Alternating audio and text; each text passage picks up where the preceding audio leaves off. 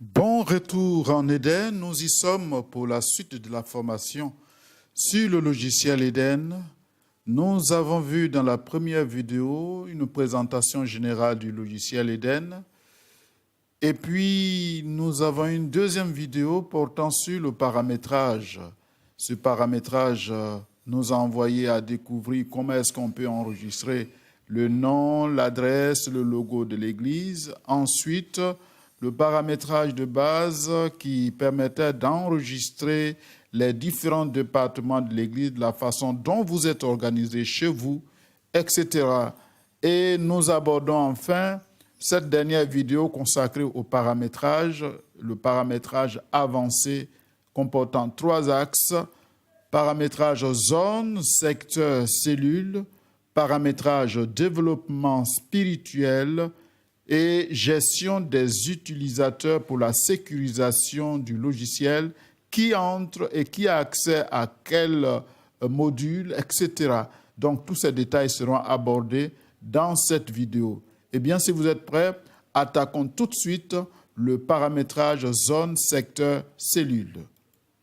Quand vous lancez, vous aurez un tableau comme cela. Moi, je l'ai déjà fait.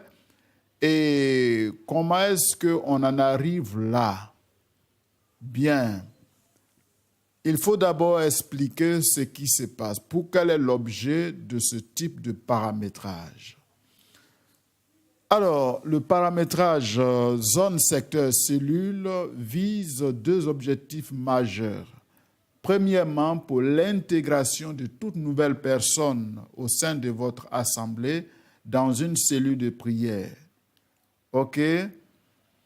Cela suppose que vous fassiez un découpage géographique. Ce découpage géographique va quadriller tous les lieux d'emplacement de vos fidèles en faisant un découpage en grand ensemble appelé zone. Donc, le quadrillage va porter sur des grands ensembles appelés zones, et chaque zone aura des sous-ensembles appelés secteurs, lesquels secteurs seront subdivisés en cellules. Cellules de prière, nous entendons ici. D'accord. Donc, vous comprenez bien que si quelqu'un arrive pour la première fois dans votre église et que vous voulez l'intégrer dans une cellule de prière, il suffit que la personne vous dise où elle habite et vous saurez déjà dans quelle zone la personne se trouve, dans quel secteur et quelle est la cellule qui est proche. Ça, c'est le premier objectif. Le deuxième objectif, qui est aussi très important, c'est l'agrandissement du réseau de votre église. Si vous voulez avoir une église en réseau, c'est-à-dire avoir plusieurs églises locales, ce découpage également en zone, secteur, cellule va vous y aider. Les zones qui sont les plus grands ensembles, avec un regroupement plus important de fidèles, seront à terme des églises locales. Elles sont potentiellement des églises locales, surtout lorsqu'elles sont excentrées par rapport à l'église locale mère. Alors, donc, si nous avons compris ces objectifs, si nous avons compris l'intérêt de ces découpages géographiques, l'organisation géographique de l'Église, nous allons maintenant partir sur le cas pratique en Côte d'Ivoire de la ville d'Abidjan. Dans cet exemple-ci, nous avons pris la ville d'Abidjan en 3 communes. Il y en existe plus de 3, mais nous en avons retenu 3. Alors, les 3, c'est Cocody, Yopougon, Treichville. Alors, je peux les rassembler ici. Là, au départ, vous aurez ce chemin-là. Il n'y a pas de contenu pour vous. Vous cliquez là sur zone. Et puis, sur cet espace, vous commencez à faire les saisies. Cocody, Yopougon, Treichville. Alors, je peux ajouter un 4e quartier, une 4e commune au sein de la ville d'Abidjan et qui vont nous intéresser. Je vais ajouter par exemple Abobo. Donc, je mets ici Abobo. Et quand vous faites un enregistrement, avant de sortir de l'espace, cliquez sur la ligne qui est en dessous. Comme ça, le dernier enregistrement est pris en compte. Sinon, il ne le sera pas. Vous fermez. Avant de fermer, j'attire votre attention qu'ici, le nom des responsables n'est pas marqué. C'est tout à fait normal. Vous êtes en phase de paramétrage du logiciel. Vous n'avez à ce stade saisi aucun fidèle. Donc, c'est tout à fait normal que les noms des responsables ne soient pas disponibles. Si vous les connaissez déjà à ce stade, vous pouvez les saisir, mais il est recommandé que vous finissiez d'abord de faire ce paramétrage avant de pouvoir penser plus tard à enregistrer le nom des responsables dans chaque zone. Donc, nous avons saisi pour la ville d'Abidjan 4 communes qui seront 4 zones. Vous fermez, vous avez, alors on reprend encore ici, vous avez vos 4 zones qui peuvent être regroupées comme ça. Voilà les zones, vous avez les zones, voilà, on peut les regrouper comme ça. On ne fait pas apparaître le contenu. Voilà. Voici les 4 zones, 4 zones de votre église. L'église ici se trouve à Cocody. On prend dans le cas d'espèce, l'église se trouve à Cocody. Donc, les fidèles viendront des autres communes, ils viendront de Yopougon, de Trècheville, d'Abobo pour faire leur culte à Cocody, en se joignant bien sûr aux fidèles qui existent déjà à Cocody. Eh bien, on va alors faire le découpage de la zone de Cocody. Comment est-ce qu'on a fait le découpage? Quand on s'est mis sur Cocody, le secteur est mis en relief. Et ici, vous avez Angré et puis Rivera. Voici les deux. Ils sont déjà là. OK, on a enregistré simplement. Je peux ajouter dans la même veine on va dire quoi? Un 3e secteur, Angré, Rivera et Cocody Centre. On peut mettre Cocody Centre. Cocody Centre. Voilà. Et puis on ferme. Vous voyez? Ça s'est agrandi. OK. Bien. Je vais ajouter par exemple, alors, on est à Angré. Voici les cellules qui sont à Angré. Je clique sur Angré. Voici les cellules qui sont à Angré. Les 2 cellules là, Djibi et Château, elles sont à Angré. La même chose, je suis dans Rivera, les cellules qui sont à la Rivera. Rivera 1, Rivera 2. La même chose également, je suis à Cocody. Cocody, alors j'ai omis de mettre Cocody Centre. Alors, je vais reprendre cela. Je suis dans Cocody. Et puis les secteurs, voilà, je dois compléter Cocody Centre pour faire la différence entre la zone. Voilà. Bien, donc vous avez les 3 secteurs de Cocody. Angré, Riviera, Cocody Centre.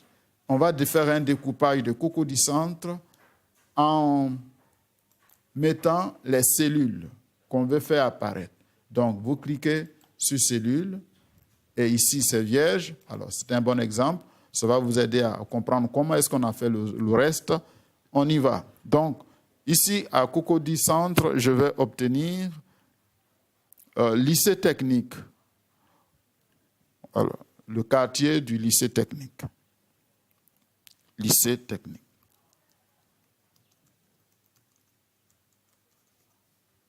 Un autre quartier, on va mettre Saint-Jean.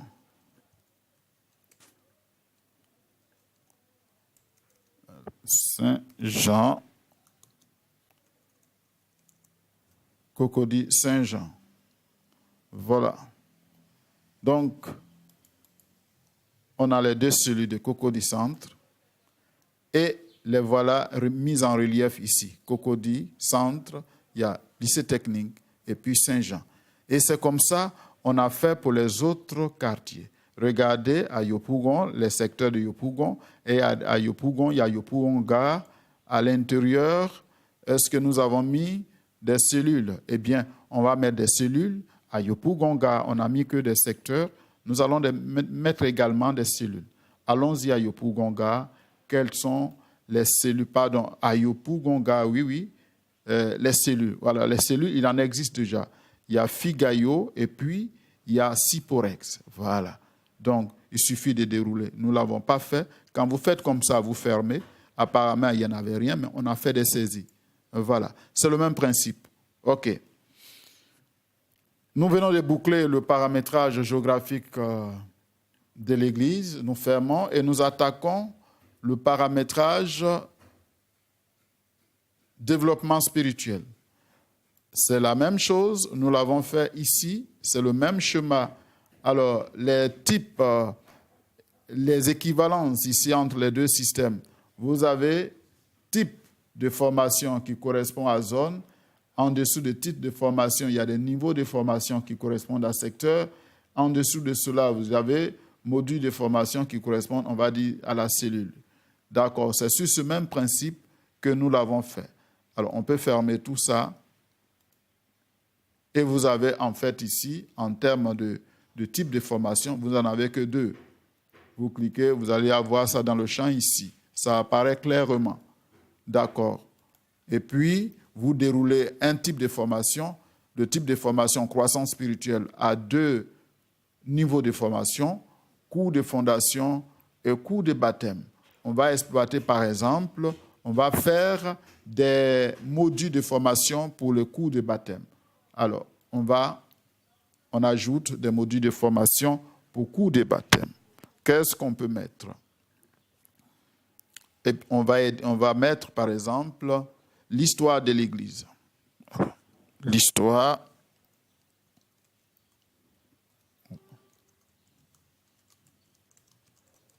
de l'Église. Voilà.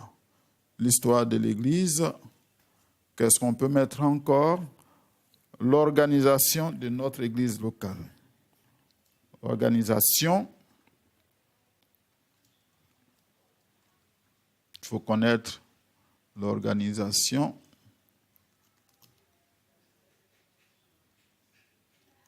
de l'Église locale. Bon, c'est tout juste une illustration. Vous pouvez avoir un contenu plus intéressant que ça, mais vous comprenez l'idée que nous voulons partager. Et puis voilà. Donc, cours de baptême, voici les deux modules qui vont être faits. Et vous pouvez ajouter, comme nous l'avons fait tout cela, on peut fermer tout ça ici. Voilà vos deux types de formation. Là, vous pouvez ajouter un autre type de formation. Financement du ministère, par exemple. Financement du ministère.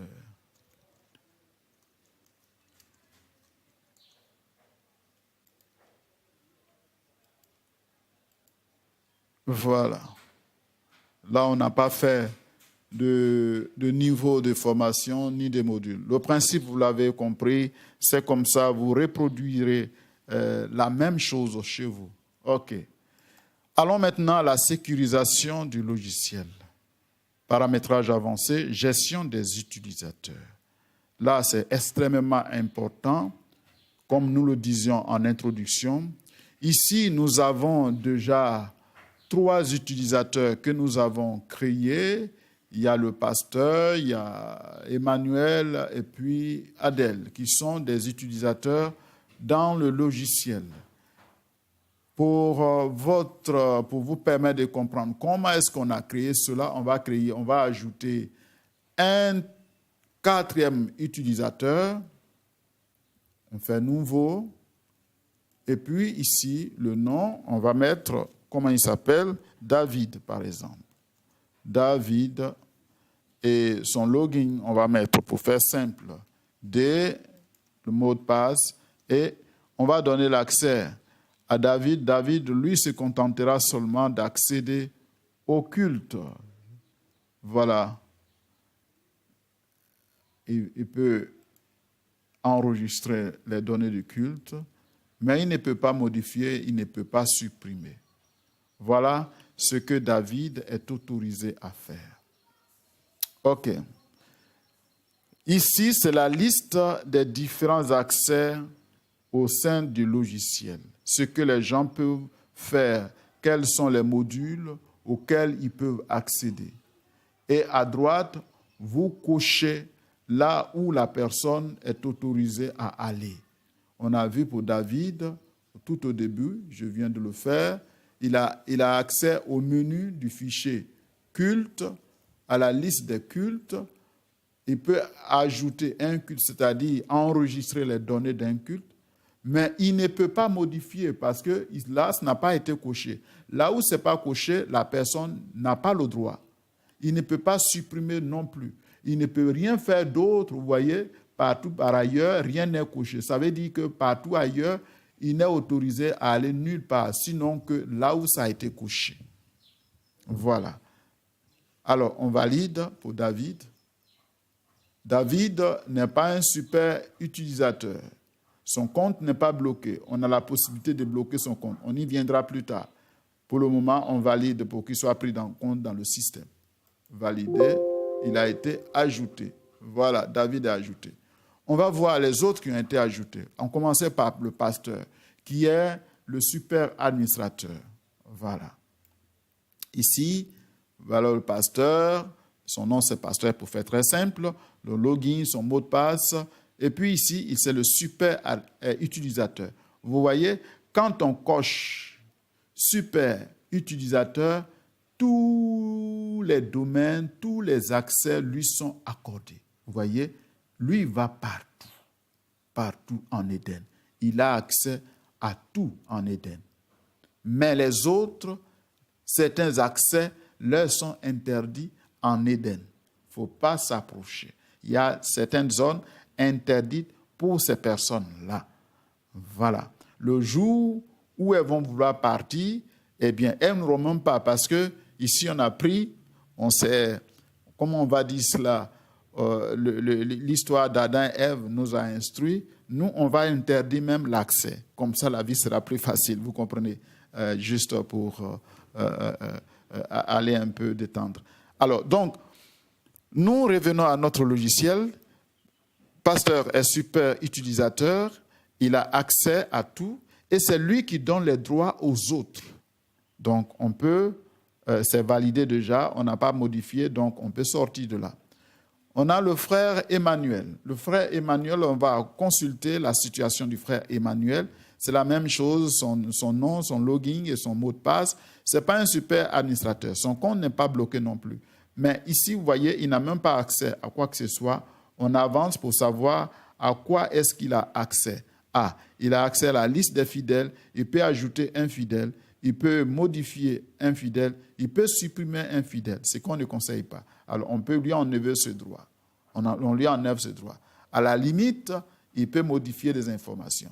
Mais même encore, par sécurité, on peut toujours, s'il doit modifier des informations sur un fidèle, il faut qu'il obtienne l'autorisation de sa hiérarchie au niveau de l'Église. Pourquoi tu veux modifier des données sur un fidèle? Donc, on lui refuse même ça. Voilà. Donc, on lui permet tout juste de saisir. S'il y a une erreur, il avertit qu'il y a une erreur et alors on peut modifier. Et dans le cas, de toute façon, le logiciel dans sa version-ci, il a un réseau. Donc, sur le web, il suffit qu'il appelle sa hiérarchie au niveau de l'Église pour dire « J'ai fait une erreur de saisie sur tel fidèle. Est-ce que vous pouvez modifier pour moi, s'il vous plaît ?» Alors, sa hiérarchie étudiera pour savoir la pertinence de la modification à faire. Voilà comment on peut sécuriser les données. Donc, on valide ici puisqu'on a apporté des modifications. Voilà, modification effectuée. Bien, on va réduire le son de notre micro. On avance. La sœur Adèle. Quant à la sœur Adèle, elle n'a pas droit à tout non plus. On avance pour découvrir à quoi elle a accès. Eh bien, dans la partie finance, elle a accès aux opérations financières pour ajouter un paiement de dîmes. Elle ne peut pas en modifier un paiement ni le supprimer. Elle peut ajouter également un paiement d'offrande. Elle ne peut ni modifier ni supprimer.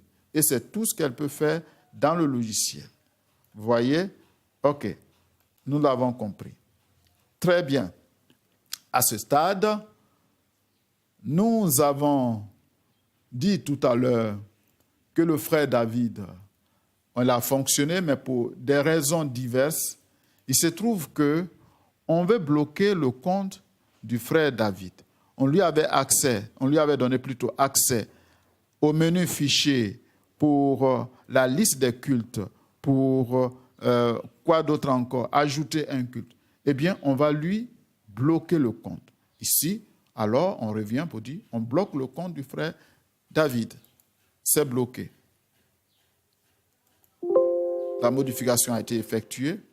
Et puis, nous allons sortir et entrer avec comment on appelle, alors, on sort de là. Regardez bien, faites très bien attention à ce que vous allez voir. Faites très bien attention.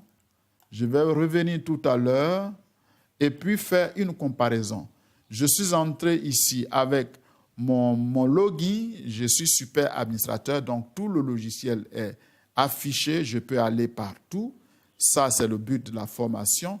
Mais maintenant, je vais sortir et entrer les différents utilisateurs pour voir l'impact de leurs attributions, de leur login sur leur capacité à aller dans tel module au niveau du logiciel. Donc, nous allons fermer du logiciel. On sort d'Eden, oui. Eh bien, et puis on lance Eden et nous allons entrer avec le login de qui? Emmanuel. On commence par Emmanuel. Emmanuel. Voilà. Alors, immédiatement, ça fait un rappel d'anniversaire, là n'est pas le problème. On réduit, regardez, le menu a changé. Tout le menu n'est pas affiché pour Emmanuel parce qu'il y a certains droits qui lui sont refusés. Et même s'il voit des modules sur ses yeux, est-ce qu'il peut pour autant y aller? On lui a donné l'accès seulement au fichier fidèle. Quand il va, oui, il peut aller voir la liste des fidèles. Est-ce qu'il peut ajouter un fidèle? Oui, le formulaire est rendu disponible. Est-ce qu'il peut en modifier un? Non, il ne peut pas modifier un fidèle. Voilà le message. Est-ce qu'il peut supprimer? Non plus, il n'a pas le droit, vous n'avez pas le droit d'effectuer cette opération. Veuillez contacter l'administrateur, qui est le pasteur. Donc, vous voyez comment c'est sécurisé. Bien qu'il rentre dans le module fidèle, il ne peut pas tout faire là-dedans. On a limité ses accès.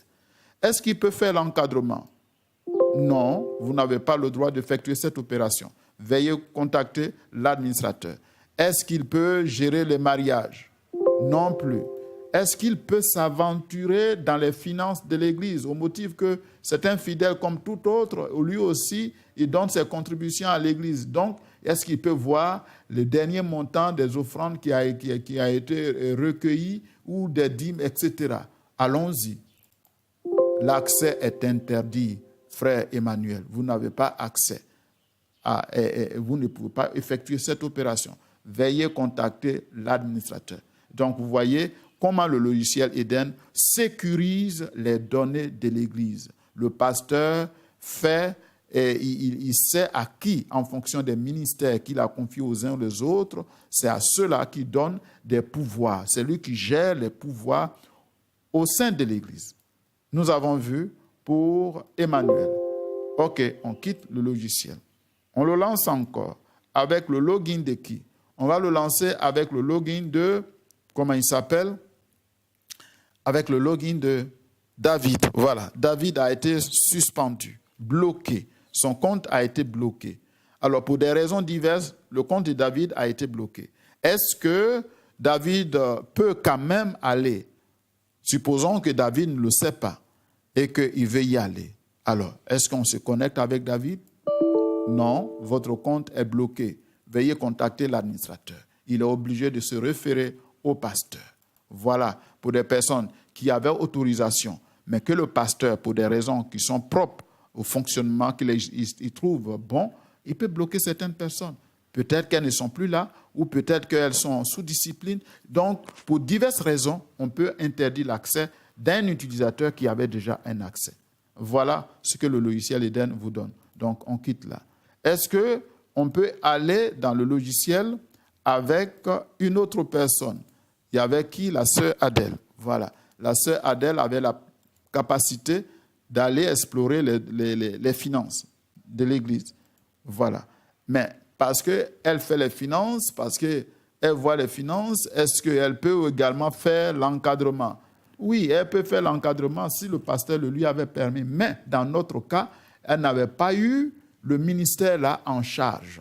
Donc, elle va s'aventurer, on lui dira qu'elle n'a pas le droit d'effectuer cette opération. Est-ce qu'elle peut avoir la liste même des fidèles? Non, parce qu'elle n'a pas le pouvoir. Est-ce qu'elle peut enregistrer les naissances? Non plus. Bon, alors, elle se confine dans les opérations financières. Est-ce qu'elle peut ouvrir les comptes? Non, simplement l'enregistrement. Voilà. Alors, ici, on dit qu'elle peut ajouter un paiement de dîmes. On fait le journal, dîmes est là. Elle peut ajouter. D'accord. Pour les offrandes, la même chose, elle peut ajouter. Mais est-ce qu'elle peut faire des prévisions budgétaires? Non, elle n'est pas autorisée à faire des prévisions budgétaires. Mais est-ce qu'elle peut modifier une opération? Non, elle ne peut rien modifier. Est-ce qu'elle peut supprimer une opération? Non plus. Alors, vous voyez comment le logiciel Eden vous garantit la sécurité des données au niveau de votre Église. Donc, nous avons fini avec les différents utilisateurs. Je reviens avec le login et le mot de passe du pasteur qui est un super administrateur. Voilà. Voilà. Donc, on a bouclé là le paramétrage du logiciel. On a vu le paramétrage de l'église locale, comment est-ce qu'on rentre son nom, son logo, son adresse, etc. Comment on fait le paramétrage de base, les différents paramètres de base, les organes de l'église, etc. On a vu tout cela. Comment on fait le paramétrage, le paramétrage avancé, zone, secteur, cellule, développement spirituel et la gestion des utilisateurs que nous venons de voir. Au terme de cela, nous sommes maintenant prêts pour entrer de plein pied dans le logiciel Eden et commencer à enregistrer les données de l'Église, enregistrer les fidèles, enregistrer, gérer leur encadrement, gérer leur mariage. Ils sont déjà dans la base de données, gérer les naissances qui en découlent, les sujets de prière, et enregistrer les opérations, etc. Tout le logiciel vous est maintenant accessible une fois que vous avez fait ce très bon paramétrage. J'ai eu plaisir à vous présenter cette partie de la formation sur le logiciel Eden. J'espère que vous aurez le même plaisir à découvrir et à l'exploiter pour la gloire de Dieu et l'avancement de l'œuvre de Dieu dans votre Église. Que Dieu vous bénisse. À la suite, nous verrons d'autres vidéos pratiques.